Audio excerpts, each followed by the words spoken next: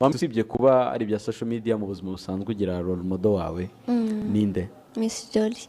Miss Jolly. Kubera iki? Sha sinzi fact naba ngendeyeho kuko jya mbona ubuzima bwe buri nyine ntago buri ku karubanda ariko njye mba mbona ndamukunda nyine mba numva ari role model wanjye.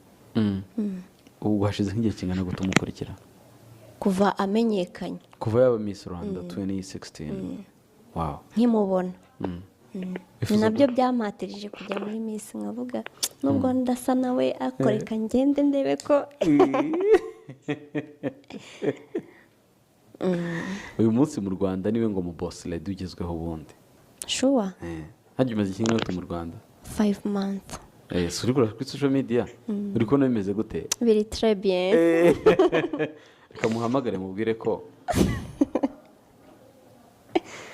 muhamagare cyane nyuma y'ikiganiro. Mpamvu z'umutekano ze tutazi. Okay. Reka tube atananga no kuyifata ugasanga. Oya arayifata. M Frank.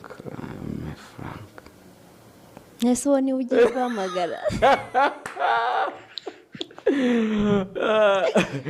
Thank you Miss Angel Ngabire.